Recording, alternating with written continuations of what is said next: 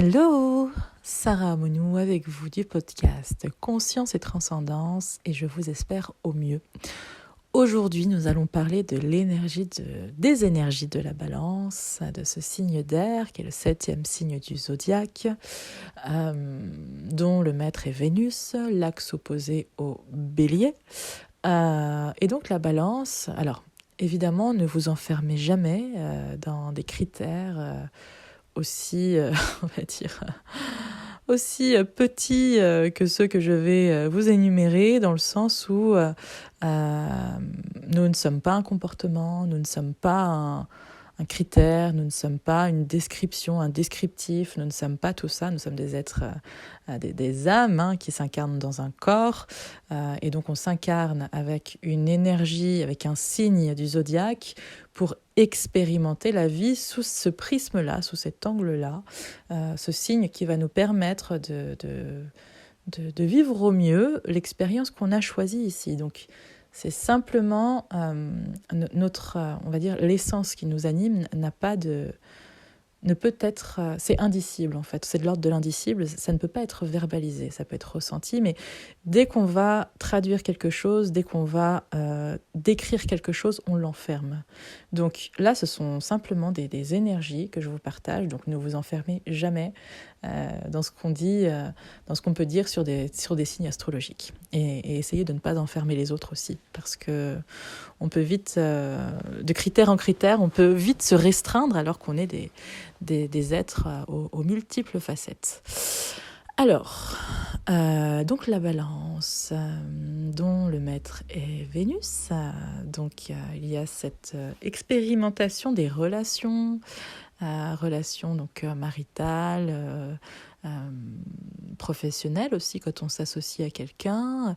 Il y a il y a vraiment cette quête d'harmonie, d'équilibre, de beauté aussi. Il y a cet amour parfois pour les mondanités. Il peut y avoir cette problématique de ne pas réussir à prendre de décision, de faire ce mouvement justement du balancier entre les deux. Mon cœur balance.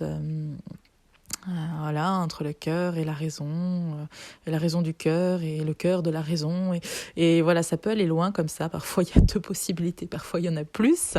Et chez la balance, en fait, ce qui peut être très problématique, c'est cette croyance un peu inconsciente du choisir, c'est renoncer. S'il devait y avoir un mantra pour la balance, ce serait choisir, c'est avancer.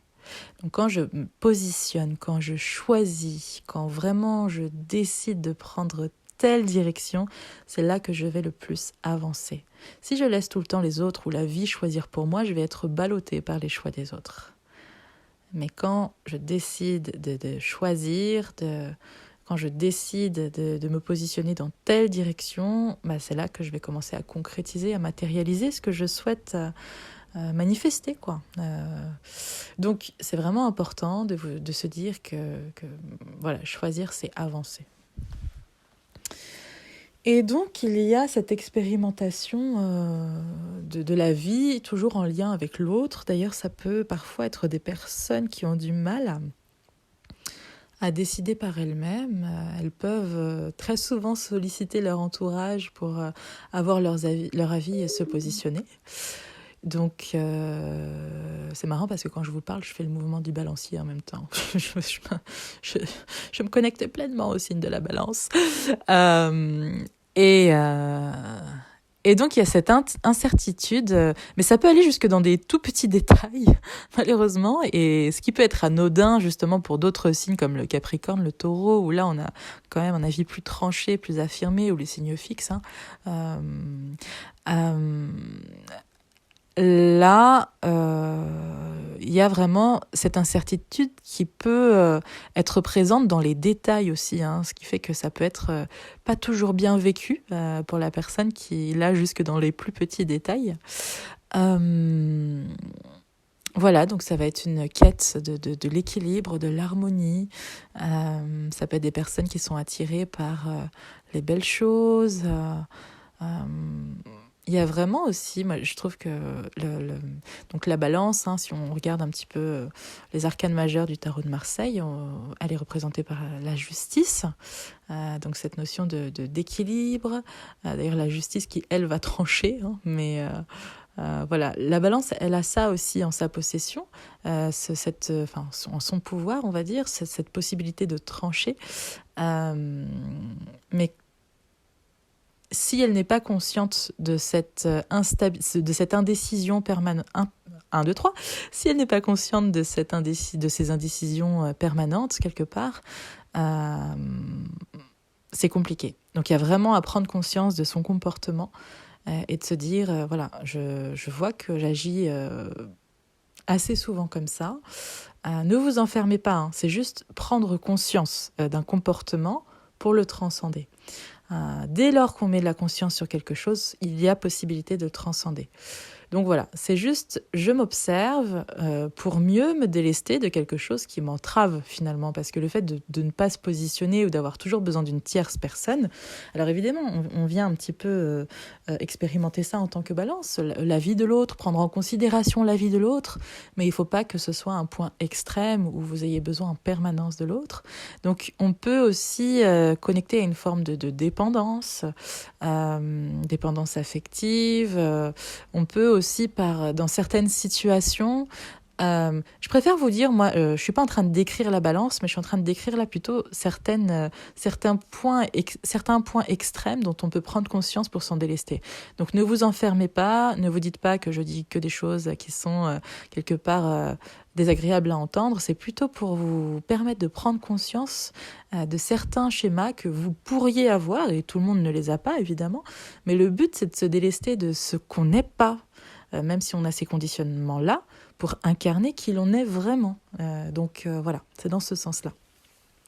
Et donc pousser à l'extrême la balance pour tomber d'accord avec tout le monde, plutôt que de respecter parfois ses propres valeurs, ses propres points de vue, elle va embrasser le point de vue de quelqu'un d'autre, simplement pour être dans une forme d'accord mutuel et réciproque avec l'autre. Donc elle va un peu se balancer aussi d'un avis à l'autre, même si intérieurement parfois ce n'est pas du tout ce qu'elle ressent être juste, mais elle préfère garder l'harmonie. Voilà, ça c'est aussi quelque chose qui peut être intéressant, c'est parfois elle va préférer garder l'harmonie dans ses relations autour d'elle, sans faire attention à son harmonie intérieure, à ses valeurs, à son éthique. Parfois, elle va, on va dire, soit travestir ce qu'elle pense pour mieux enrober et pour que ça rejoigne, que ça colle au mieux à ce que l'autre pense, soit carrément, d'une personne à l'autre. Si une personne dit blanc, l'autre personne dit noir, elle peut aussi changer complètement son discours.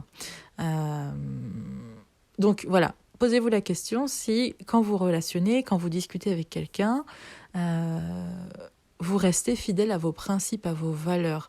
Ça ne veut pas dire qu'il ne faut jamais changer d'avis. Personne ne change jamais d'avis, mais il y a cette notion de est-ce que je suis fidèle à moi-même, à ce que je ressens être juste pour moi, ou est-ce que à chaque fois je m'extrais de ma propre justesse, de ce que je ressens être juste pour moi, aligné pour moi, pour rejoindre le point de vue de l'autre. Ça, c'est vraiment, posez-vous la question. Et plus vous allez vous poser la question, quand vous entrez en contact avec quelqu'un, plus vous allez vous donner la possibilité de discuter avec l'autre tout en incarnant votre regard, tout en respectant vos valeurs, tout en respectant ce qui est juste pour vous et ce qui est vrai pour vous. Voilà, dans une forme d'authenticité. Vraiment, je vous invite à incarner davantage votre authenticité, quitte à ce que parfois la personne en face, elle ne soit pas d'accord. Mais c'est ok, on n'est pas là pour être tout le temps d'accord, on est là pour entendre le point de vue de l'autre, et on n'a pas tout le temps à s'ajuster dans sa vérité, à s'ajuster dans sa manière de s'exprimer pour rejoindre le point de vue de l'autre. Surtout pas. Donc voilà, ça va être aussi un peu ce challenge-là d'oser dire ce qu'on ressent, dire ce qu'on pense, au-delà de ce que l'autre dit en fait. Non pas pour le contredire, non pas pour le rejoindre absolument, mais simplement pour dire que pour vous, c'est ainsi que c'est juste. Ce qui est intéressant aussi avec les signes d'air, qui correspondent au monde de la pensée, c'est par exemple si vous êtes deux signes d'air ensemble ou si vous avez vous-même des placements en signes d'air, notamment Mercure, votre Lune, votre Soleil ou quelqu'un d'autre dans votre entourage, c'est assez intéressant de voir à quel point les pensées des uns et des autres en fait font des allers-retours, c'est-à-dire que vous pouvez connecter une forme de télépathie, parce que le monde des pensées, c'est un monde qui est très très rapide, hein, donc c'est vraiment...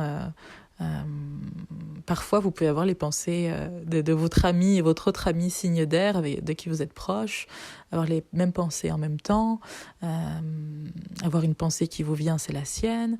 Voilà, il y a vraiment cette notion de connecter ensemble par le monde de la pensée. Et ça va très très vite. Quoi d'autre Eh bien, je pense aussi que s'il y avait beaucoup plus de balance dans le monde, il y aurait moins de guerres. Parce qu'il y a vraiment cette quête de la paix et de l'harmonie, parfois au détriment de son propre point de vue et de ce qui est juste pour soi. Mais je trouve que ce sont des porteurs de paix, en fait, les balances. Il y a vraiment cette... ils sont prêts à faire des sacrifices pour que leur relation soit harmonieuse. Donc il y a, oui, oui, ce sont des porteurs de paix en fait.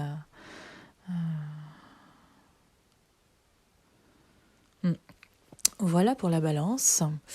Je pense qu'il n'y a rien là qui me vient d'autre.